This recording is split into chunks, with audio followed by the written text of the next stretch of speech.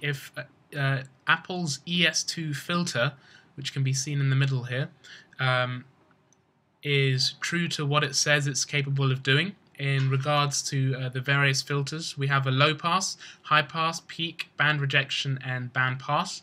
Now we have our EQ channel analyzer up and running just so we can see the waveform and the effect that each filter is having, each of these filters is having on the overall waveform. Now to begin with, we'll start with the low pass. And the cutoff here will basically just enable us to see the level at which the filter is active. Now we'll just start with this here. Now we can see our fundamental here at approximately 135, 140 hertz. And now if we begin to move our cutoff, we can see as we open up the low pass, we can see more of the higher frequency content being accepted. Now, and as we reduce that again, we can see that only the lower frequencies passing through our filter. And the resonance just boosts the signal within the desired low pass in this case. Now we have the high pass filter next. And we can just see now, with the cutoff completely off, that all of the signal from this note is passing through. And as we begin to close off this cutoff, we can just see that it's predominantly the higher frequencies plus our fundamental, which is quite interesting, are passing through the filter here. And again, the resonance is just boosting the signal within our filter range. Now next we have peak, which increases the frequency level within a band.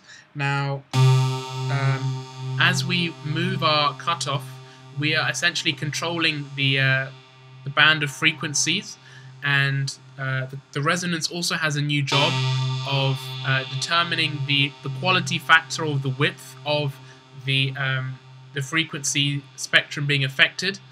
So we can just see that moving from left to right at the moment, and the resonance determines how sharp the peak is of the frequencies affected. And now next we have the band rejection, which cuts or rejects, if we prefer, the frequencies selected. So again, we have our cutoff to decide and determine which frequencies are being cut, and the resonance to determine the width or the quality factor of this band rejection. So we'll just begin by performing a sweep with our band rejection from left to right with a larger, well, we'll just leave that in the middle there. Okay, so we're moving from left to right,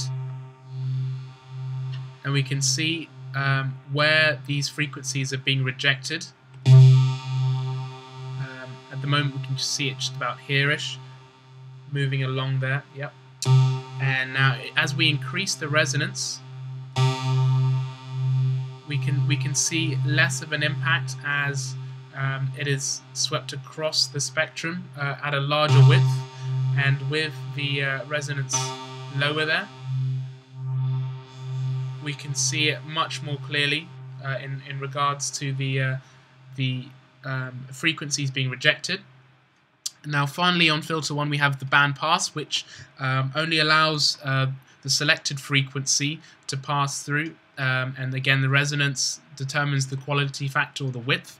So once again we have our frequency there, and we're just seeing once again the fundamental being accepted, as well as the desired frequency range, and with the resonance increased, we can see much more clearly now the affected band pass range and where everything else is cut, again apart from our fundamental note. Now we can clearly determine from filter 1 all of the separate options that we've been given here. Now, one thing worth mentioning on video is just the additional quality of the synthesizer and many other synthesizers, in fact, is the ability to control our data with MIDI controllers. Now, mostly I've been using the mouse, but we can also use some of these pre-assigned MIDI controllers just to see the impact that has, and that's another quality that the ES2 supports. Now, onto filter 2, if we just move this blend over, we can now see the cutoff, resonance, and FM, which we'll get to in a moment. Now, filter 2 is a low-pass filter, and lower frequencies pass and highs do not. It's fairly self-explanatory. And fat just simply boosts our signal.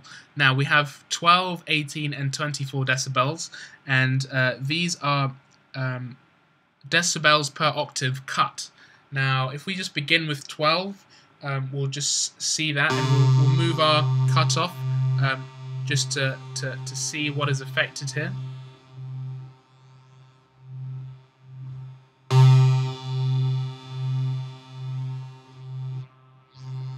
Okay, that's left to right, and now we'll see the effect that the 18 has, which will be slightly steeper per octave. And finally the 24, which is the steepest.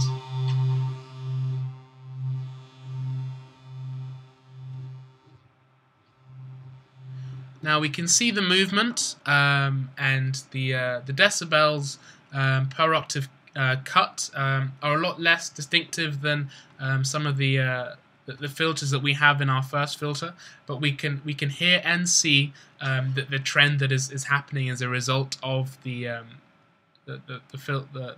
second filter.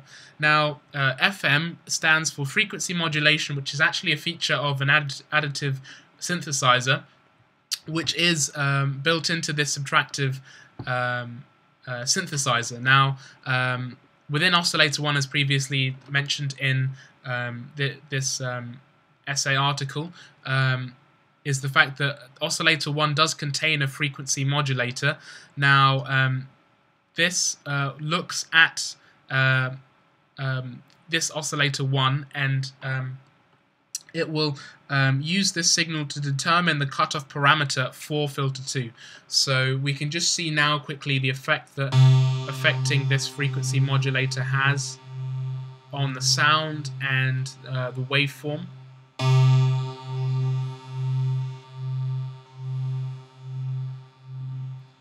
And that is effectively all the effects of this filter, and we can see that it is proving to be trustworthy in regards to the filters that are taking place. And we can also see, obviously, that the fundamental still remains intact despite all of these effects, which we could consider to be slightly falsifying the truth, particularly on the high-pass filter, as the fundamental remains.